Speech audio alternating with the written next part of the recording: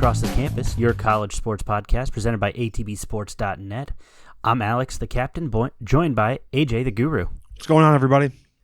All right, AJ, we got a lot to talk about today. Yes. Conference championships. Yep. I'm going to let you kind of dive into this one first.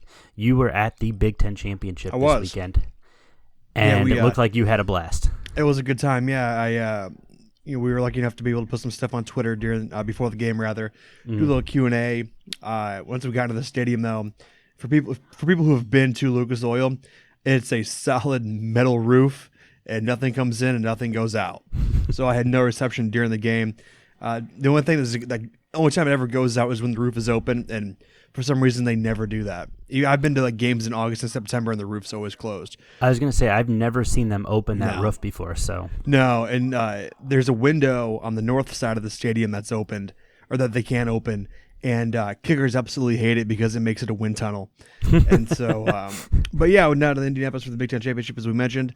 A little scary there to begin with. The Buckeyes kind of came out kind of flat there, I thought, and were really being outcoached. For whatever, what Wisconsin was doing, Ohio State couldn't counter it really until late in the second quarter when Dobbins was able to get into the end zone finally. But right after that, obviously, Wisconsin went down with 38 seconds to go and scored going into halftime. And that was really it for them there. They're 21 points. And obviously they shut the Badgers out 27-0 to finish out the game. But we've talked about it before, and I talked about it with a few of my buddies at the game who came in from Columbus. And the difference between this team this year's team and last year's team is the ability to make adjustments at halftime. Ryan Day's done an incredible job of that this year because the way Wisconsin was moving the ball early on in that game, they had no answer. Right. And so they came out in the second half and were just able to shut down Jonathan Taylor. His first touchdown was a 44-yard touchdown. Yeah, he ripped that one off really quickly. Up the middle, yeah. So it was really one of those games one of those plays that was just like, okay, this definitely was not what we had expected, but it happened, and there's a reason why Taylor is as good as he is. I mean, he's a damn good running back. Absolutely. And nobody's going to take that away from him. Yeah, he really knows how to move. I was really impressed with, like you mentioned, Wisconsin in that first half. I'm sitting around at Frickers here in Toledo, and I'm watching this game, and I'm watching all these Ohio State fans just losing their minds. Oh, yeah. They were freaking out, man. There were over 66,000 people in the stadium, and the stadium holds 65. So there was just over 66,000, and it was the second most attended game at Lucas Oil Stadium in its history. And I would say out of 66,000, 45,000 were Buckeye fans. And so it got, it was very hyped up at the beginning, but that was obviously Wisconsin went down and they moved the ball quickly. I'm looking at the numbers here. Taylor, he ended up with, I believe, 20 carries, 148 yards, but his only one touchdown was that 45-yard run. Mm-hmm. And the thing, too, the Buckeyes had a hard time doing was dealing with Jack Cohn. He was running the ball. I mean, he had 8 carries for 27 yards, but 2 rushing touchdowns. His longest was 14. And so Wisconsin is not known to have a running quarterback. No. And he was able to make moves in the red zone and able to get into the end zone for 2 tutties. And then Quintez Cephas, their number 87 wide receiver, he had 7 receptions for 122 yards. He averaged 17.4 yards a catch, but had no they had no passing touchdowns throughout this game. Yeah, it was all rushing. 3 rushing touchdowns. Yeah, so 2 by Cohen, 1 by Taylor, and really, they were able to shut those guys down in the second half. Dobbins came out strong, or Fields, who ended up getting MVP of the Big Ten Championship. He was 19 of 31 for 299 with 3 touchdowns. Dobbins had 33 carries, which is his numbers are getting up there carries wise. He's averaged, the past couple games between 30 and 33. But yeah, he had 33 carries for 172 yards, 1 touchdown. His longest was 24. And then Olave, he's been clutch. He's been Mr. Clutch Boy this entire, I'd say, the second half of the season. He led receiving with 5 receptions and 94 yards, no receiving touchdowns. But KJ Hill had 2 receiving touchdowns, and so did Jeremy Ruckert, who had a sweet one-handed catch in the far that was corner beautiful, of the end zone. right at the beginning of the third quarter. Yeah, that was really nice. That was on the opposite end of where we were, but we could see it on the big screen, and it looked really good. And you could tell the tides were turning too right at that first drive of the second half. We went down and scored right away, and then I was looking at the Wisconsin fans behind me, and they kind of started nodding their heads saying, okay, we've seen this before. We know how this story ends. Yep. Obviously, the story ended the way it usually does for Wisconsin when it comes to the Big Ten championship. They've been there the most out of any Big Ten team, and have only won it, I think, twice. And this is our third in a row. Yeah, they beat Nebraska. I was actually looking at that earlier. They beat Nebraska 70-31. The inaugural one, wasn't it? That was the first one, I believe. It was the second one. Okay. Because Ohio State was ineligible, as was Penn State. It was the 2012 conference championship. Wisconsin won it. Because Wisconsin, Nebraska, that was the original, or that was the first one, I believe, right? I think that was Michigan State, Wisconsin. No, because Michigan State's only been once, or because they beat Ohio State in 13, I believe that was. That's when Braxton Miller and Carlos Hyde were running, or quarterback and running back. We're gonna take a look. I went to that one. The first year that they had the conference championship game was 2011. Mm-hmm. Ohio State was 6-6 that year. Michigan was 9-3. Yep, because we had the interim coach. Yep. It was Michigan State, Wisconsin. I knew I wasn't crazy. So Wisconsin's won it twice. Yep. Michigan State won it in 2013 against Ohio State. They beat us, yep. And Michigan State's actually won it twice. Ohio State has won it the most at 4 times. 4, yeah. Penn State's won it once. Yep. That sounds about right, yeah. So, that's where we're at. No. Haha, I knew that. But yeah, so the Buckeyes, they started off slow, and it was the same kind of the same story this week as it was against the previous week. Chase Young was kind of just out of it. But I don't know if you saw that picture or not. He was triple teamed the whole game. Yeah, it's incredible.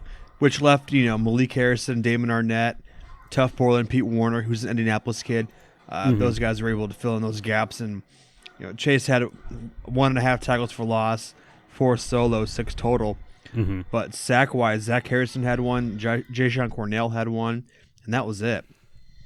But, the defense really kicked it up a notch for Ohio State in the second half. 34 unanswered points for the Buckeyes in the second half.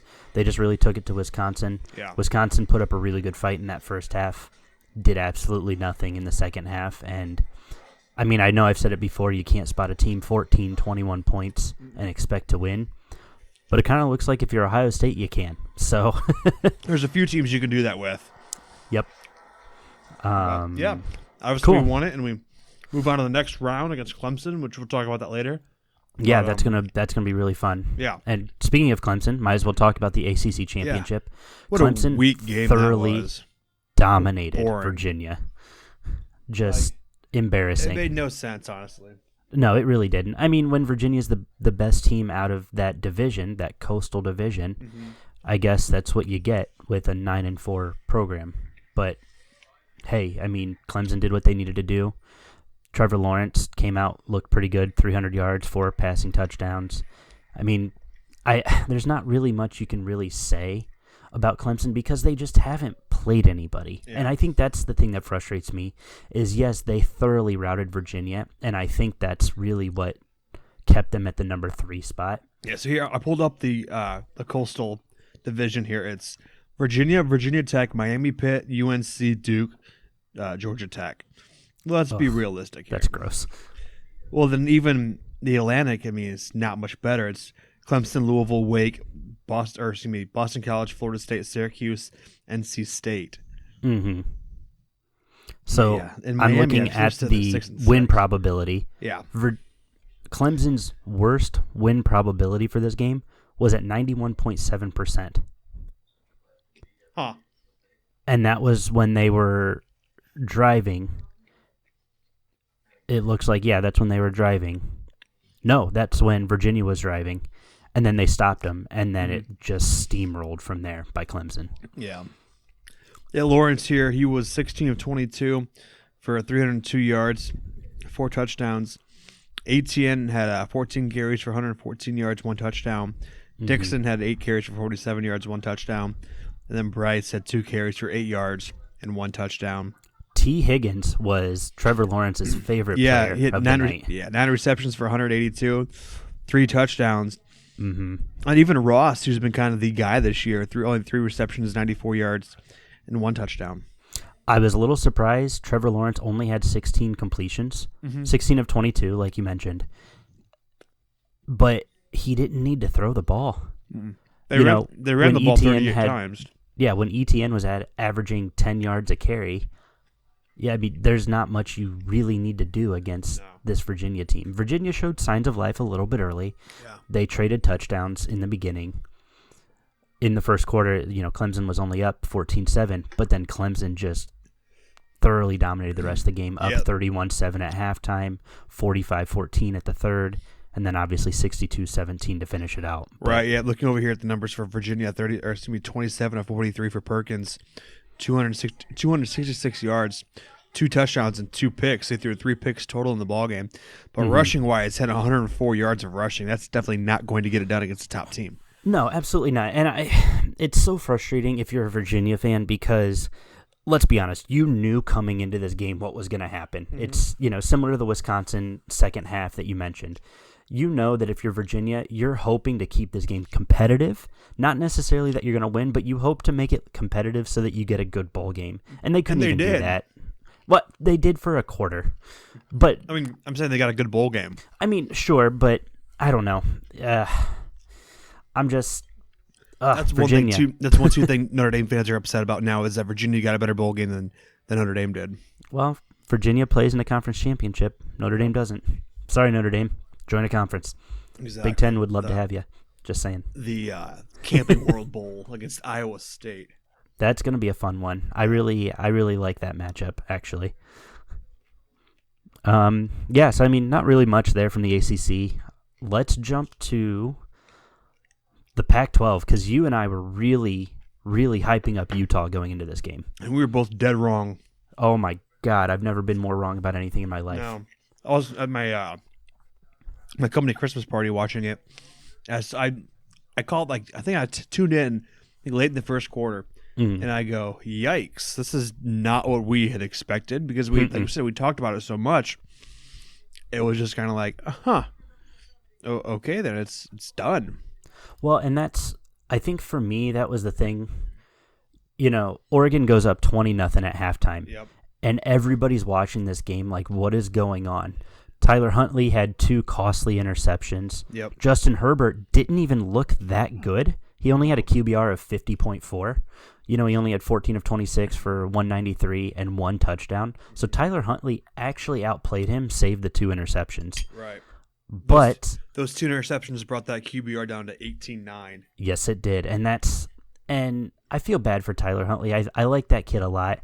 I think that he had 0 help from his offensive line. That offensive line was like a sieve. Yeah, everything was getting through. I don't know. I just, looking a little bit closer, Oregon didn't necessarily outplay them on offense. It all was defensive effort. Mm-hmm. They had short field to work with. Why not take advantage of it when Tyler Huntley himself is like, screw it, I'm going to do it myself. The dude had a couple nice runs. Zach Moss for Utah, 19 carries for 113, 0 touchdowns. Yeah. It's frustrating. It really is, because both teams are obviously now 11-2. Mm-hmm. And, Moss had 113 carries, no touchdowns. That's a guy you've got to get in the end zone, plain and simple. Yeah. He did have a receiving touchdown. He did. In the fourth quarter, yep. But to no avail. In the third quarter, sorry. He led in receiving as well with 4 receptions for 57 yards. Well, and I think that's what's telling. You look at the offensive line there. When Huntley doesn't have time to drop back and make a pass, he's going to have to scramble. He scrambled. He had the second highest rushing attempts on the team, 14 carries for 2 yards. Yeah, try to get out of the pocket. What pocket? That was exactly. It was a pocket with holes. As soon as he got the snap, he was gone. Yeah, and like I said, I really like Tyler Huntley. I don't want to say this was on Oregon's offense. Like I said, this was definitely more of a defensive effort. defensively, Brady Breeze, he had 9 total tackles, 6 solo, couple pass deflections. This team just looked dominant all the way through. Bryson Young had 8 tackles, 2 solo, 1 sack. I mean, you just look at all of these guys on this defensive side. They had 66 total tackles. And 6 sacks. That tells us quite a bit about what that defense did. 6 sacks and 9 tackles for loss. Yeah. And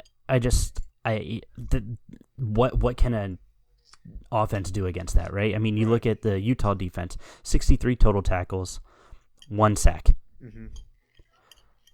One sack's not going to do anything. It's a credit to the offensive line. Yeah. Yeah. And I'm looking at the Oregon defensive side. They had 7 more guys with tackles than Utah did. I think this is something Utah should hopefully learn from. Their offensive line was completely outmatched. And we've said it before. They've ridden on the coattails of that defense, right? Sure. So hopefully this is something they can shore up before their bowl game. We'll see what happens. But, yeah, Utah just outmatched in every aspect of this game. Yeah, this is kind of one of those things, too, where it comes into play, kind of the Oregon name. Because they're going to have bigger, better, just kind of what those schools do. Right. And so that did show here, because Utah is young. No, Hutley's what? Sophomore, I think. He's a senior, never mind. Oh, is he a senior? Okay. I didn't think he was around that long. Yeah. I mean, on the year, though, he threw for just under 3,000 yards, 18 total touchdowns, 4 picks, with a QBR at 84 even. He's tied for 6th in college football. Right. But they're going to play a 7-5 Texas team in the Alamo Bowl. That's going to be fun for them. That's a bowl game. That's a bowl game I've been to. Yeah, that's right. We went down in 2004, and Ohio State played Oklahoma State. It was Les Miles last year at Oklahoma State. Justin Zwick was the quarterback for Ohio State because Troy Smith was suspended. That's right. That's going back a few years. Yeah, we drove from Plymouth, Indiana, all the way down to San Antonio. Oh my goodness! Stupid. Talk about a drive. No kidding. Once you get past St. Louis, there's nothing. No, and then absolutely not. You get into Texas, and you're like, okay, yeah, we're almost to San Antonio. Only 8 hours later, right? We're finally there. But it's a large state. But that's such a cool experience for absolutely. You guys. Yeah, San Antonio is an incredible city. The Alamo Dome it's different. It's old, definitely old. Because really they only host the bowl game there, and I think occasionally they'll have an NCAA basketball tournament there. But yeah, they had that a couple of years ago. Yeah, that's really about it, honestly. Well, let's move on over to the SEC really quick. Yeah. This is the one a lot of people were really keeping an eye on. LSU, Georgia. LSU did what they needed to do. I don't think there's really anything too surprising there. Yeah. Yeah, I mean this one is another. It was another dominant team flexing their muscles on a less dominant team, frankly. Yeah. Georgia, I think, plays in the weaker side of the SEC. Not to say the SEC is weak. I want to be very clear for any of our listeners, but they definitely play in the weaker side of the SEC when they don't have to face an Alabama, Right. Yeah, right. Looking over there, I mean, there's only 2 ranked teams in the East, and that's Georgia at 5 and Florida at 9. Then you drop down to Tennessee, Kentucky, Missouri, South Carolina, and Vanderbilt. And I don't know. I think I feel bad for Jake Fromm, right? The kid's been to this game how many times now? Right. And he just can't win it. Well, that's what my buddy and I were talking about. My buddy Trey down in Florida. He's a huge Georgia fan. And we were talking about it. He goes, they're just wasting all these 4- and 5-star recruits' talents. And then he looks at Justin Fields going to New York for a Heisman Trophy. And he's like, what happened? And they lose their offensive line coach. He takes the head coaching job at Arkansas. So a lot of things really unravel here for UGA this year. But when you're going to play when you're going to play the West, I mean, it's usually going to be that Auburn, Alabama, LSU, and those guys usually are the more dominant teams. So yeah, absolutely. They've got to do something, but they get these great recruits, and just got to develop them better, I guess. I think Joe Burrow won the Heisman with this game. 349 yards, 4 touchdowns, QBR of 87.5. His favorite target, Justin Jefferson, who had 115 yards and one score, a long of 71 yards. I think that was his lone touchdown, actually. Yes. Terrence Marshall Jr., 5 catches for basically 90 yards, 2 scores. Joe Burrow spread the ball around. He even had a catch in this game for one catch for 16 yards. Yeah, he did. So I think he won the Heisman because of this performance. One, it was another dominant performance against a top 10 opponent, a top 5 opponent, really. And I think that right now it's his to lose. There's no more games to be played. Everybody who's going to New York is going to New York. His body of work. I'm trying to think of like who would be the one. It's not Jalen Hurts. He's not the one. And it's probably going to be Justin Fields if anybody's going to give him any competition, because they're not going to give it to a defensive player. No. Last time they did that player also played offense, so he had to work twice as hard. Exactly. So if anybody's going to chase him down, it probably would be Justin Fields. I would expect Justin Fields to finish second in this voting. And you look at the numbers too. Justin Fields only has 1 interception on the year. Mm-hmm. And he's been bailed out too because like LSU, yes, they have a decent running back, but I think Dobbins is probably a little bit more elite than LSU's running game. Absolutely. I was looking at Fields here on the year, numbers-wise, just under 3,000 yards, 40 touchdowns, 1 interception, which he leads college football there. He's third in touchdowns and third in QBR at 92.4. So 1 interception, that number is huge. And that was like a boneheaded throw, too, early on in the year. Well, and I was going to say, like, you look at that as a general rule, his whole thing on the season, this kid is just lighting up opposing defenses. Mm-hmm. It's not one of those, okay, well, I'm relying more on my defense and we'll do just enough to score. No, Texas A&M 50-7, Arkansas 56-20, Ole Miss 58-37, even Alabama 46-41. Like, it's not close, low-scoring games. They're just thoroughly dominating everybody, and it's an air raid for them. Right. That's what it is. Joey Burrow here, 4,701 or 15 yards, second in college football. He has 48 touchdowns. He ranks first, tied for 30th in interceptions at 6, and a QBR of 93.7, ranked number 2. Yeah. And we look at Jake Fromm here first. Let's see what he's looking. We've been talking about him a little bit. Yeah. Let's see where he ranks in his numbers on the year. 2,610 yards, 22 touchdowns, 5 picks, a QBR of 75.1. So those numbers are down. Honestly. It's not bad, but when you look at the yardage wise, it's almost 1,000 yards, 1,500 yards more. But Burrow has. Yeah. I don't know. I've always liked Jake Fromm. I like this kid. Hopefully, is he gonna go pro? Have we heard anything on that yet? Because I don't think he should. I think he should play one more year. Let these other guys go. He's a junior, but you got to look at it too, because big contract. And that his stock is probably not going to be any higher than it is right now, because you don't want to end up like a Justin Herbert, Right. That's fair. So, because obviously Georgia went down this year, and who knows what's going to take to get them back up.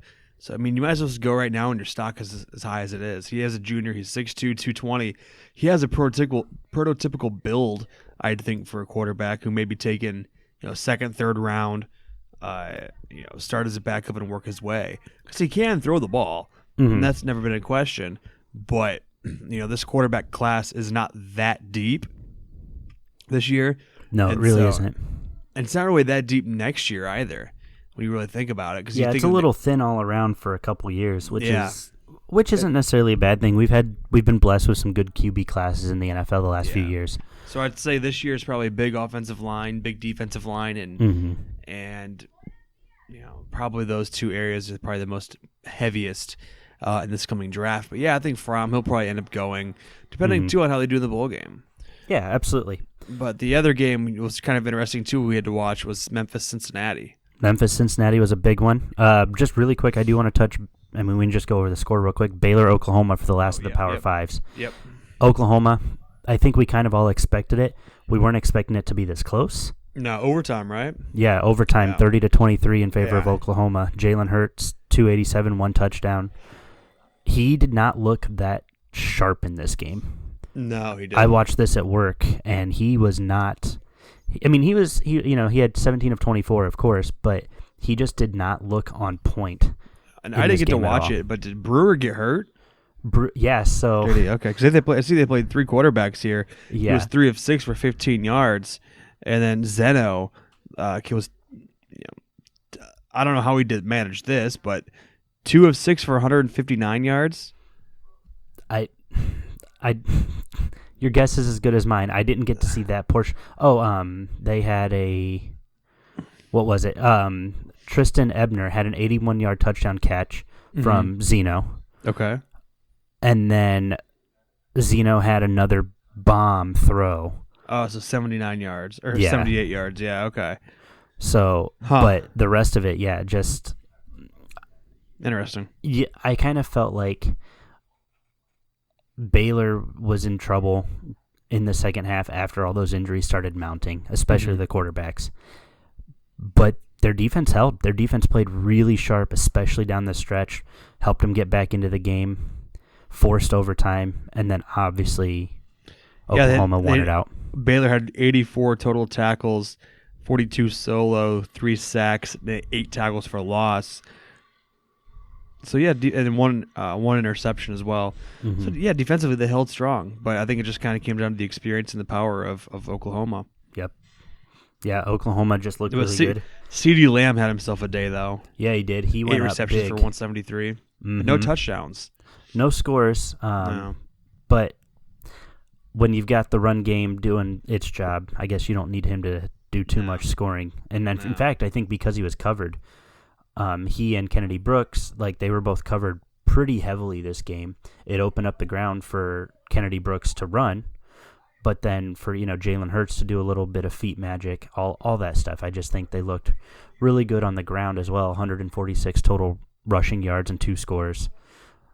Through the air, 287 and 1 score. So Jalen Hurts did have a fumble, and he lost it. That hurt him a little bit. I think Baylor scored right off of that play. Yes, they did. So, I don't know. Oklahoma, they won it, kind of like we expected.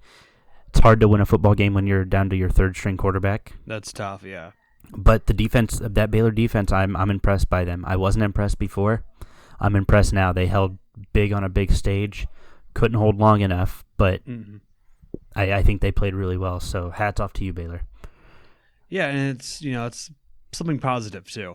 They with their young squad. Obviously, the program went through what they did a couple years ago, and it's taken Coach Rule a season to probably 2 seasons essentially to get back to elite status. So the only way they can go is up from here. Yeah, and I think even if they have a year next year of 9-3 or 8-4, that's not a bad year. Baylor shouldn't have been at 11-2 to finish the regular season. That shouldn't have been a thing. They definitely exceeded expectations. Next year, Baylor set those high expectations 100%. But don't be surprised if you don't reach those.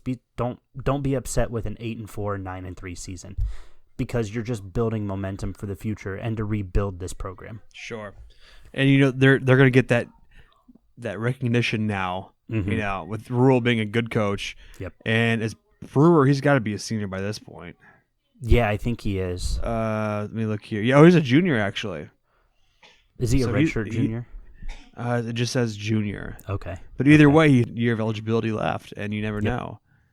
So, well, we could be talking about Baylor maybe making the playoffs next year. Absolutely. I guess we'll find out a year from now. Absolutely. But yeah, Cincinnati, Memphis. Yeah. Yeah. This one was kind of disheartening. The ACC, or AAC, rather. Yeah, this one was disheartening a little bit. I know that you were really high on Luke Fickell, and I was with you, or I wasn't with you on the podcast when we tweeted out our predictions. I changed mine. I went with Cincinnati with you as well. By the way, we went 7-3 on our picks for championship weekend, so hats off to us. Not mad about that. Utah kind of screwed us, and I think Cincinnati screwed us, and I want to say Central Michigan screwed us. I had Miami in that. I think I picked Central just because I wanted them to win, but Yeah, so I think that's what it was. Huh. I picked Central for my pick, and I went with Cincinnati for your pick, and we just should have flipped it. That we should have. It's all right. So Cincinnati made this real close to the end, actually kicked the field goal to take the lead. And then Memphis did Memphis things. Yeah, and then they lost their coach immediately after. Yes, they did. You hate to see it. Yeah. Sorry, Memphis. But we all knew he was going, hate to see it.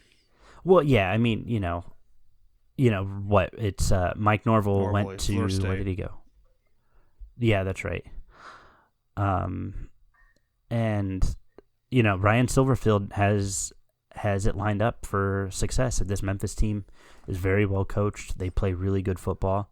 They've knocked off UCF. They knocked off now twice ranked Cincinnati. And back Silverfield to back has a weeks good too. squad underneath him. Yeah, and that's hard to do, especially when you have to do it twice in the same season. And consistent, like you said, back-to-back weeks. I think we've talked about that before. So difficult to beat a team twice. And they came out, they knew what they wanted to do. They found some adjustments to make from the previous week. They buttoned it down a little bit more on defense. Offense wasn't as prolific, but Brady White looked pretty solid, 18 of 40 for, well, less than solid, I should say. Mediocre. Yeah. So, and I think the one thing, too, that was huge for Memphis in 253. this ball game is that it was a home game. I really think, because it's the only conference that doesn't have a neutral field. So right. It's kind of one of those things where, okay, they're going to have more tickets. They're going to have more people there. And obviously Cincinnati's not that far of a drive, but it's just that home atmosphere. You don't have to get on a bus or a plane. You use your own locker rooms and things like that, because that was the issue Wisconsin had here this week, is they were technically the home team, and so they had more tickets to sell. Well, they didn't sell all of theirs, so they gave them back, and then Buckeye fans bought the rest of them. So that was kind of, I think, the disadvantage there for Wisconsin, but it was kind of also what hurt Cincinnati, having to go to Memphis back-to-back weeks. Well, and yeah, you mentioned Memphis to Cincinnati isn't really that far of a drive, but if you really look at it, I'm pulling it up here real quick. Memphis to Cincinnati is a 5.5 hour drive, or sorry, a 7 hour drive. Yeah, that's still reasonable. Yeah, it's still reasonable, but it's a hike. Mm-hmm. That's not one of those, hey, 2 hours and we're there. No, you have to really plan around that. And I think Cincinnati fans, after watching them lose the week before, may be a little disheartened by it. Mm-hmm. Had Cincinnati won that game the week before, I think you maybe see a few more fans there. Sure. But I don't know, because I think there would be more on the line for him. That New Year's, well, it would have been the New Year's Six Bowl for him anyway. Boise State was right there. Yeah. I don't know. So maybe. I don't know, Cincinnati. Hats off to you. You guys came out. You guys put in a valiant effort. Just couldn't do enough at the end there, on defense specifically. But that was a good game. I watched most of that game, at least most of the big plays of that game. Antonio Gibson was the clutch player for Memphis, catching that touchdown from Brady White with just over a minute left. And I thought that was pretty cool. Yeah, I didn't get to watch a whole lot. The only one I was really able to watch was Oregon and Utah, because we started tailgating down in Indy around noon, and we caught our neighbors tailgating next to us. They had their TV, and they were able to watch a little bit of the Georgia LSU game before we went in, and that's really the only game I got to watch, because we didn't get out of downtown Indy till about 1 o'clock that morning, or the Sunday morning, really. So, but I didn't get to see a whole lot, but I did see some highlights.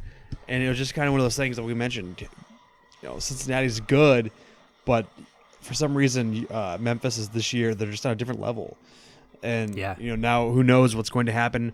It's so funny, too, because the coach at Ball State, when I was there, Pete Lembeau, he is on the Memphis staff. He is the assistant coach and special teams coordinator, I believe. Gotcha. He went from Ball State to Maryland to Rice to Memphis. And so, he might be one of those guys in running for that position. The reason he left Ball State was because they didn't have the most adequate facilities. They do have the worst facilities in the MAC. That's, without question. But that's one of the reasons why he left. He went to Maryland for a year or two, and then Rice for a year, and like I said, Memphis after that. And he might be one of those guys in the running for that job because he does have that head coaching experience, and he's in house as well. Interesting. That's a fun little history bit for you. Super nice guy. Football history. Super nice guy. I interviewed him for a project one time. Oh, that's awesome. Of course, like when you're into college, as you know, you can just put anybody's name in and their email address will come up. And so I was doing a report. I can't remember what class it was for, but it was on concussions. I had to do a presentation about it. And so I just typed it, Pete Limbeau into my search on my email, and it came up. I go, oh, what the hell? Well, let's shoot him an email, see what we can come up with. And maybe a day later, he goes, hey, AJ, not a problem. Let's practice ends at 5 o'clock. You meet me in the lobby at 6:30, and we'll talk. And so that's awesome. And then I got a couple picture taken with him before. Super, super nice guy. We really hated to see him go because he did have Ball State on the up and up there in 2013. We won like 10 games. And so oh yeah, that's right. I remember that season. Yeah.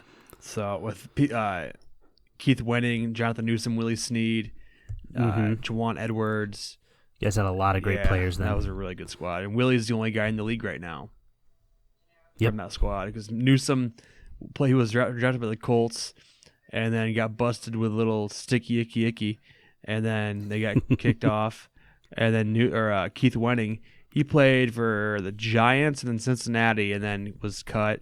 Oh, he was drafted by Baltimore. Then from Baltimore, the New York Giants, and the Giants to Cincinnati. And then he's a Ohio kid. He's from Coldwater, Ohio. That's where it is. And that's up near here. Yeah, and it's not too far from Fort Wayne either. It's a straight shot from here. And but yeah, he was with Cincinnati for a year and then got cut and then kind of fell off the table there. But yeah, that was a good squad we had in 2013. Well, since we're on them, let's talk about the MAC championship. This one I watched in its entirety. And all 25 people in the crowd. Yeah, hey, there were 32 people. Give them a break. No, Miami came up. They brought a huge contingent of fans. I was pretty impressed with that. I think it's because they knew they were kind of the favorites going into this one. Central Michigan, a lot of fans there. I mean, it's just right down the road from Mount Pleasant. Sure. Miami came out. They looked really, really sharp. And then Central stormed back right before halftime. And then Central maintained a 14-0 lead through halftime. And then the third quarter, right at the beginning, pretty much, Miami just said, "All right, this is our game. We're taking I didn't get to watch it. This is the only other game I wanted to watch, but was unable to." And Brett Gabbert had a huge touchdown. Yeah, he's only a freshman too, isn't he? Brett Gabbert, I want to say he's a freshman or sophomore. Yeah, he's a freshman. But Brett Gabbert had this huge 31-yard touchdown pass in the third quarter. That's one I was just talking about to Jack Sorensen. And that really kind of changed the tide of the game a little bit. Central charged back, and they charged back hard. They went down, they scored right in the last minute, made it 21-23. Made it 21-23. Miami goes down, kicks a field goal late. Central almost got it down. They were down I want to say they were 30 yards from the end zone. They threw a Hail Mary towards the end. And it tipped off the Central player's hands in the end zone to a Miami defender, and that sealed the game. Yeah. But I'm looking at the numbers here. That was a nail biter at the end. Central threw the ball 43 times. I mean, 27 of 43 total with one pick, one touchdown. But I mean, rushing wise, they had 99 yards on the ground between 6 running backs. Yeah. But see, the thing that hurt Miami of Ohio is they had 3 guys in the negative rushing yards also. The 3 guys, one -4, -10, -12. So that brought those numbers down drastically.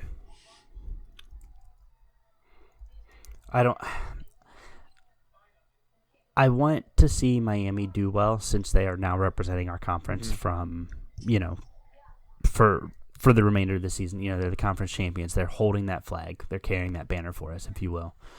But I just really like this Central offense, and I don't really have a reason why.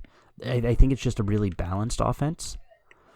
I don't want to say that it's overly dominant in one aspect or the other. Obviously, the passing is going to be more dominant than anything, but it's just so balanced all across the board. You look at Quentin Dormady, he's just smart with the football. Sure, they had to throw 41 times, but he still had better than 50% completion percentage.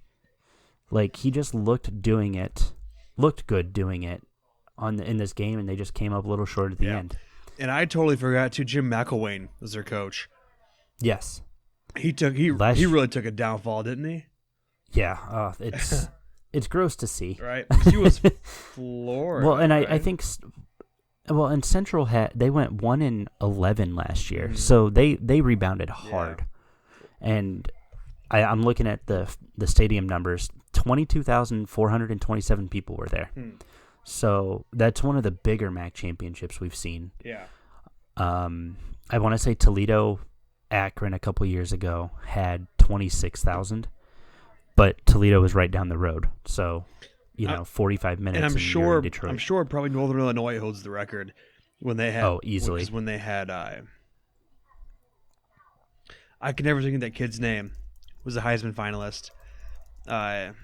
Jordan. Oh, dang it, Jordan. I can't think of his name now. But yeah, that era when they had Jordan Lynch. Yes. I saw him play, and he was an absolute monster. Yeah, no, Jordan Lynch is amazing. I believe the Bears picked him up to be a running back.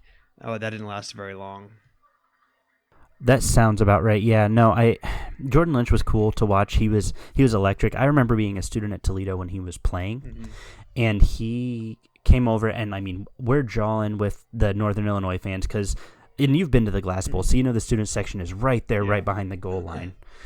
And I'm just sitting there, and I'm like, we're screaming expletives at these Northern Illinois players, and we're saying things that my mother would not be proud to hear me say. Exactly. And he's just coming over, and he's like, come on, let me hear it some more. And so then every time that he scored, I feel like he did this on purpose, and he probably didn't, but every time he scored on our end zone, he never passed the ball. No, he ran it in just so he could run by the student section. I can't hear you.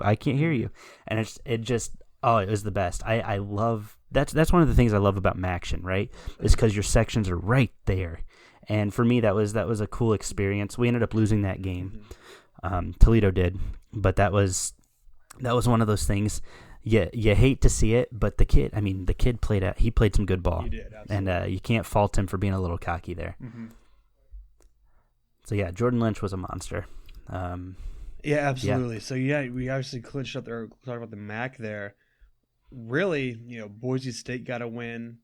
That was kind of expected there. Florida Atlantic took the win. I think we expected that one too. And then again, they lost their coach as well. Yep. Appalachian. By Lane Kiffin. Appalachian State, they squeaked one out there by 6 points. Yep. And they lost their coach too. Yeah. I mean, there's a lot of guys who just disappeared. He went to Missouri. Yes. Drinkwitz.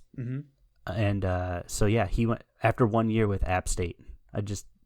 Mind blowing. Yeah. So I feel bad for the recruits really more than anything. Not that what he did is wrong. I know he's doing it for his family or whatever, and he's chasing the money because that's what those coaches do. But I feel bad for those recruits. You spend all year, you're recruiting, you're having these kids come in to visit. Oh yeah, we're excited to have you with the program next year, and now you're gone. Right. So you just potentially hurt that recruiting class. Even if you stay 2 years, like. And I don't know if it's that big of a deal when it comes to those bigger schools because they're always going to get somebody, a good coach in there. And I think it's safe to say you can put Appalachian State in that category too, where they've always been consistent. They're always going to get 10 wins, and they're always going to be in the conference playoff or the conference tournament. And so really, there's a few schools you can talk about that, the Akrons of the world. They got a head coach, the new coach, they went 0-10 or 0-12, whatever it was this year. And programs like that, to where I think that makes a bigger impact. But when you get to the Power 5 conferences, those Power 5 schools, it may make some, but I don't think it's going to affect, because kids are dying to go into those schools. So if there's one kid leaves, okay, there's going to be another kid who's ready to go. That's a spot for me, right?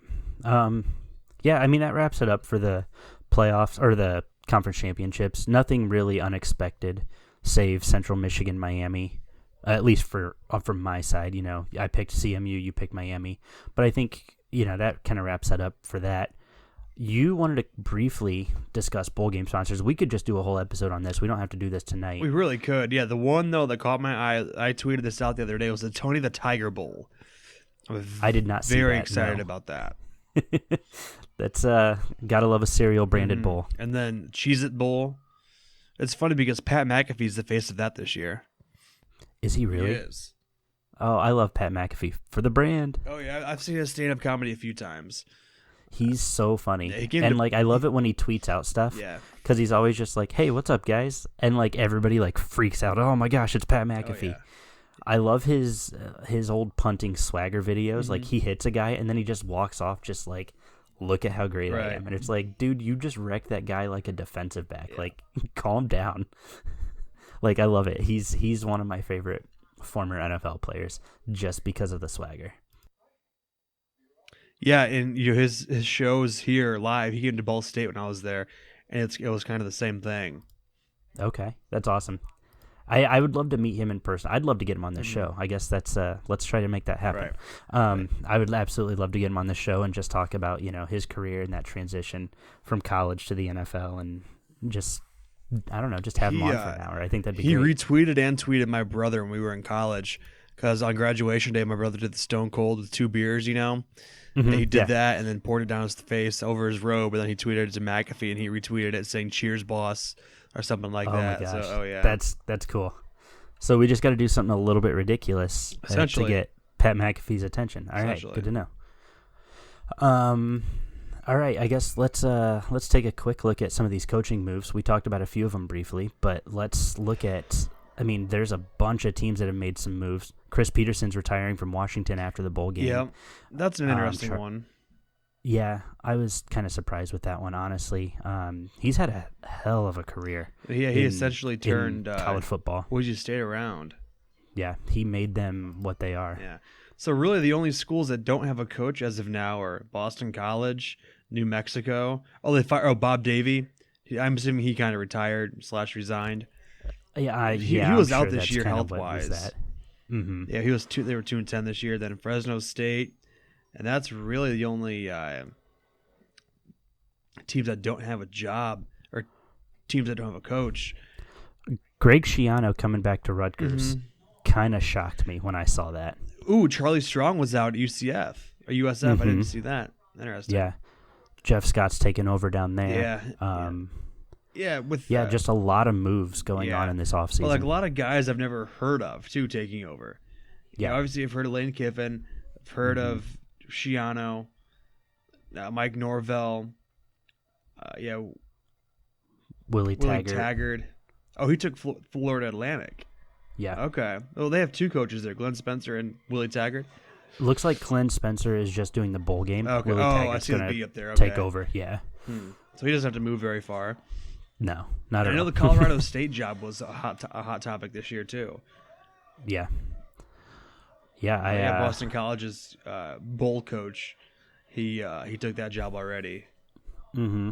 So, yeah, a lot of big moves. A lot of, like you said, names we don't really know, but hey, maybe these are the coordinators who are the up and coming guys that we're going to be talking about in a year. Like, look at how great, these guys are, or whatever. So that'll be fun to kind of watch develop a little bit. I do want to talk about Division III college football for a second. So, as some of our listeners may know, I went to Ohio Northern for part of my undergraduate time. And Ohio Northern, it plays in the Ohio Athletic Conference in Division III college football. Biggest rival, and not really a rival, we just really hated them, was Mount Union. And the absolute dynasty that they put together for however long they had that together, right? They won, as of right now, they have 30 conference championships. They won their first Ohio Athletic Conference championship in 1985. Beginning in 1992, they won 24 straight conference championships.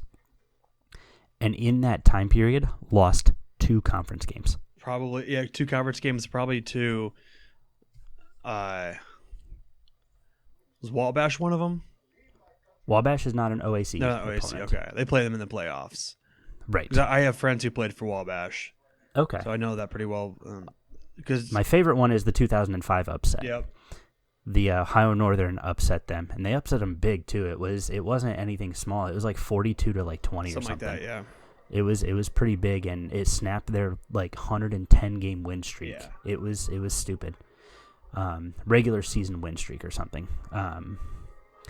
But the reason I wanted to bring up Mount Union is Mount Union has played in a crazy amount of national championships over the last several years. Usually against Wisconsin Whitewater.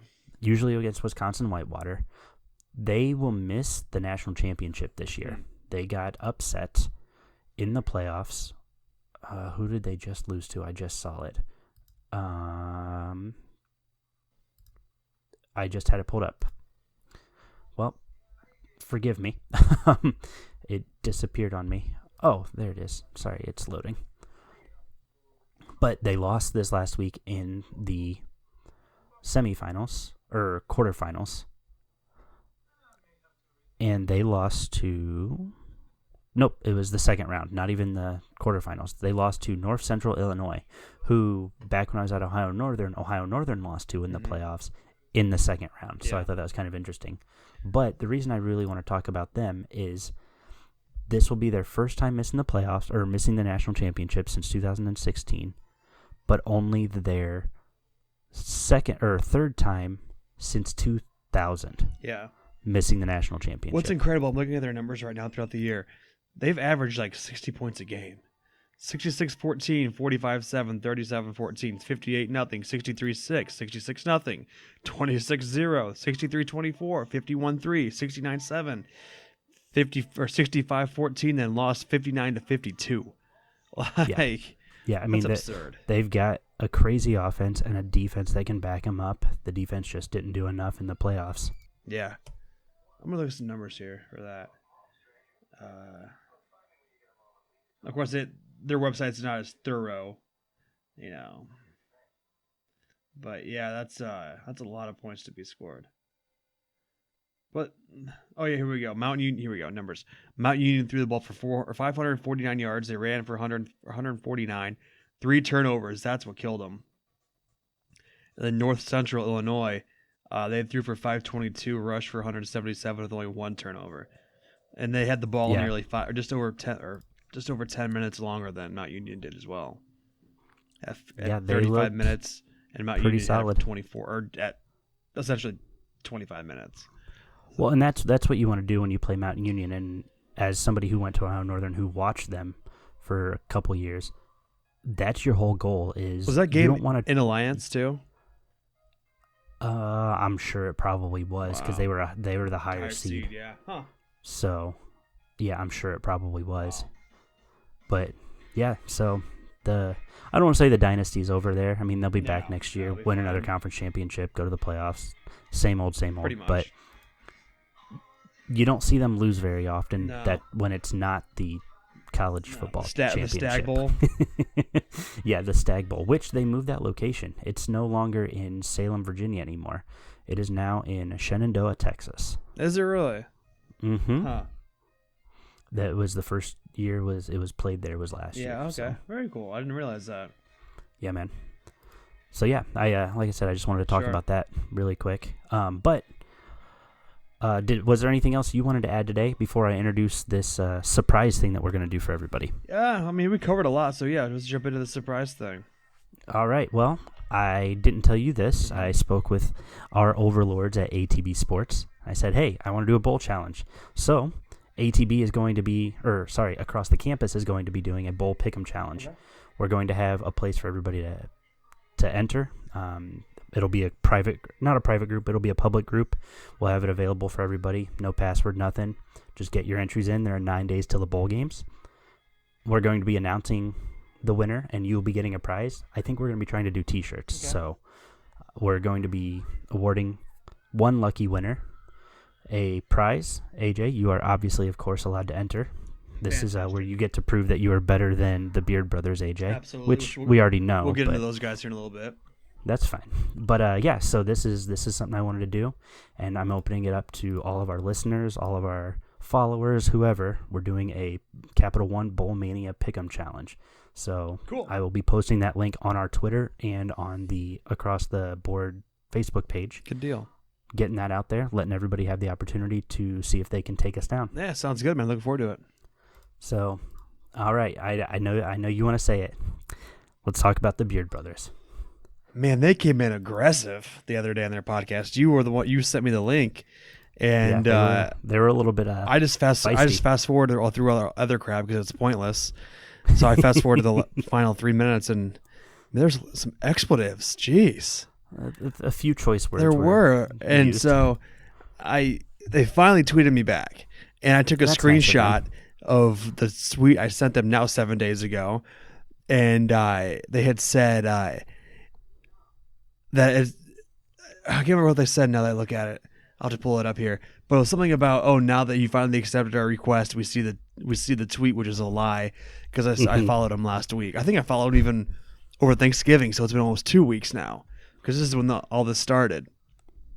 So it's okay. Their beards get in the way of their ability to function. So, I mean, they can have these beautiful beards. They can talk about my, as they called it, mossy growth, and you're very, very manly beard. I appreciate that, and yeah, I'm going through pretty much our Twitter exchanges involved awesome gifs of The Rock, and there's one here of Brad Pitt saying "Here we go." I sent that one, but yeah, they came out aggressive, and I'm cool with that. If they want to go, let's go. I'm down absolutely. I'm down to clown. They want to talk. Well, let's back it up. All right. I think Dylan and I have talked about having a AJ versus AJ battle show where Dylan and I sit there and ask the other AJ questions. I'm fine with that. And I guarantee you my fantasy team is better than theirs too. Ooh, I guarantee a little bit that. of smack talk. I like it. Please. I mean, Dylan, he sits over here and he steals from the poor to give to himself. So exactly, he's kind of a communist in our. Hey, it's you gotta do what you can, I guess, to squeak by, I suppose. Yeah. But who knows? But if they want to keep coming, Dylan says his wins are nice and tight. That's what he says. That's his whole thing.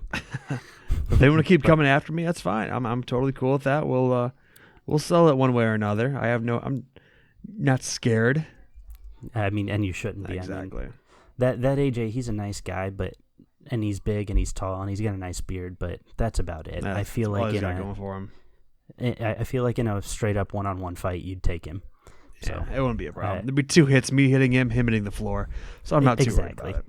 Well, and that's what I tried to tell Dylan, and he tried to be, if you want to get to my AJ, you got to go through me. Mm-hmm. Dylan, you have 2 kids. You're tired. Going through you is not going to be any exactly. Problem. So, but all right, man. So that is our continued rivalry with the Beard Brothers. Absolutely. If you can call it that. We know that we're better. So, but anyway, so AJ, I think that's going to do it for us. Sounds good, man. It was a good one today.